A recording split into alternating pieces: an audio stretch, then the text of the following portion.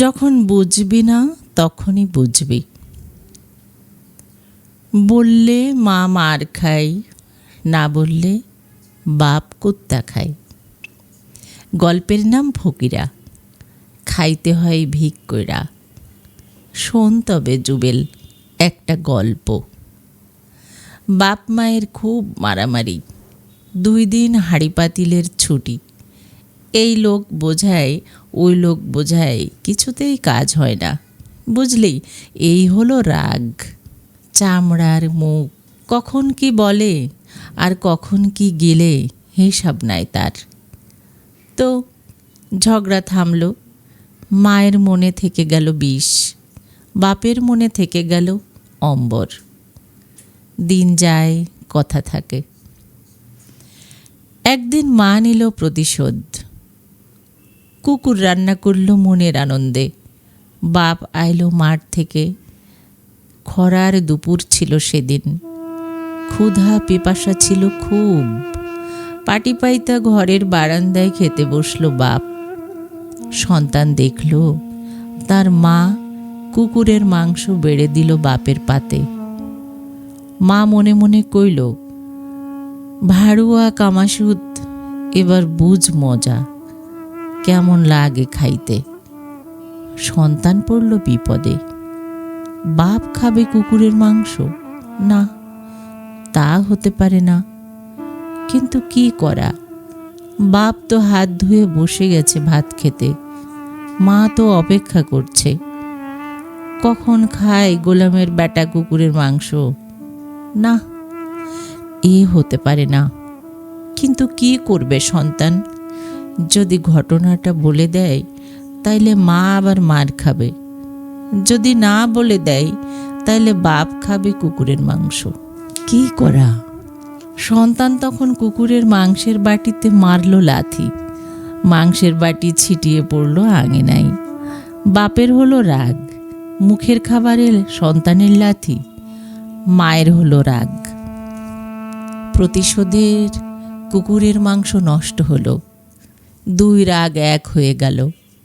সব রাগ পড়ল সন্তানের ওপর। মা বাপ সন্তানরে পিটাইল। মা বাপের মায়ের হজম করল সন্তান। এবার কাঁদতে কাঁদতে কইল, না বললে বাপ কুত্তা খায়, বললে মা মার খায়। হাজার হোক আমার মা, হাজার হোক আমার বাপ। জুবেল, গল্প এখানেই শেষ। ওই যে বললাম, গল্পের নাম ফকিরা, খাইতে হয় ভিক কইরা। বুঝলি কিছু? মাথা নেড়ে বললাম, না। মেরাতুন্নেসা বলল, মর, কিছুই বুঝলি না? মাথা আবার নড়ল। নানি বলল, বেশ, বোঝার দরকার নেই। যতক্ষণ বুঝবি না ততক্ষণ বুঝবি। যখন বুঝে যাবি তখন আর বুঝবি না। শোন তবে আরেক গল্প। মা কাজ করত অন্যের ঘরে। বাপ ছিল বর্গা চাষি। ছেলেটা ছিল জমিওয়ালার গরুর রাখাল। একদিন ছেলেটা বাড়ি ফিরে দেখে বাপ তার মাকে মারছে। মা করছে গালাগালি। কষ্ট নিয়ে ছেলেটা মারে বলে, বাপুরে গালি দিও না মা।